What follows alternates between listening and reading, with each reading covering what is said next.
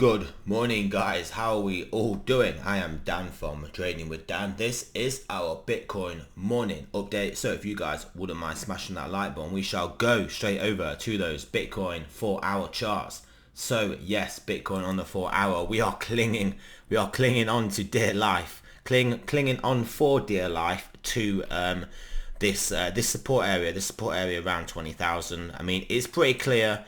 If we lose these lows, and we basically close higher time frame candles below here, even if we just lose these lows, to be honest, we could see an acceleration down 18.5, 17.5, maybe even then 16.5. So yes, that is the downside risk that everybody is currently observing in the market. Obviously, at the moment, we are having an attempt of holding it and breaking above the actual box, so that is clearly good. But obviously, the main problem we've got going on here is the stock market, which is flirting with a pretty important level itself. It is still a lot, quite a bit a ways from obviously its lows. That it has put in. Obviously not the same can be said for Bitcoin. If the stock market drops down into here, I mean, I guess as long as it holds this low, maybe puts in a sort of double bottom and doesn't take it out, then yeah, fair enough. Maybe can recover, but realistically this kind of has to be the line in the sand, if not certainly this 3800 level. So yeah, things not looking ideal. We are obviously getting the squeeze again on the DXY 109 handle, looking like it wants to take another leg up, looking very bullish. Does it have a bit of a fake up and pull down? Who knows, but looking relatively bullish. The 10-year making another leg up into the 3%, where I think this is where the line wants to be held, but the market has other ideas and it is pushing through. So that is going to weigh on markets. Generally speaking, things not looking too good. Ethereum Satoshi pairing is above this downward sloping trend line.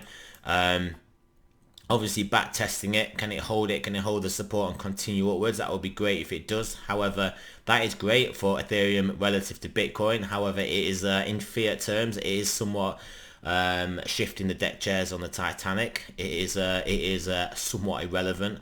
So yeah, in fiat terms, it's potentially going to get whacked with the rest of the market if the rest of the market gets whacked.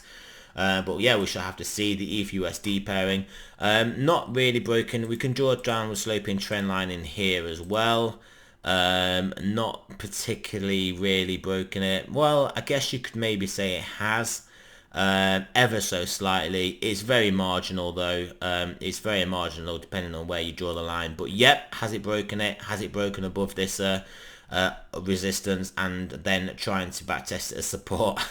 Not really. We'd want it to get at least up towards the middle of this range to then maybe come back and backtest support, maybe the trend line, and then continue upwards. But again, this is the fiat pricing, so what's it going to do against? What is it going to do against obviously the dollars in a declining risk asset market, if that is to be the path that is taken? Gold getting whacked here as well, getting whacked obviously with the rising dollar and rising bond yields, so no surprise there. Oil even itself getting whacked. We are clearly having a bit of a difficult risk off moment at the moment. Oil was looking like it did want to get constructive here. Was taking out these recent lower highs. You can still put in a higher low. Yep, certainly has to do it relatively about where we are now and turn back up.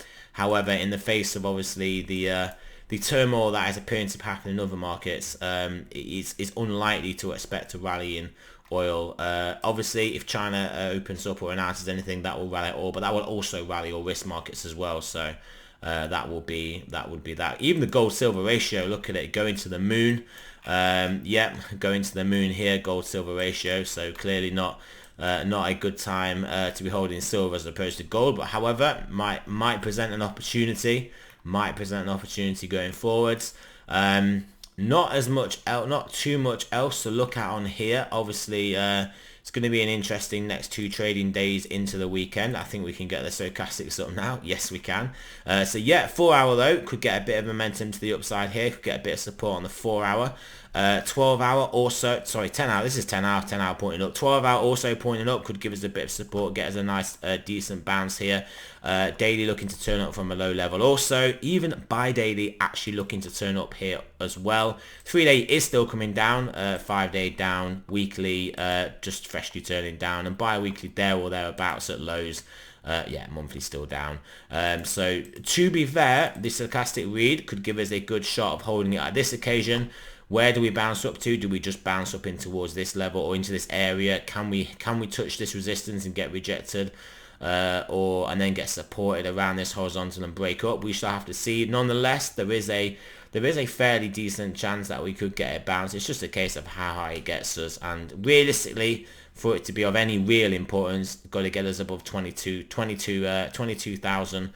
And I think a lot of it is obviously going to depend on whether this asset holds this support here, bounces, turns back up, or whether it enters basically the very dicey region down here.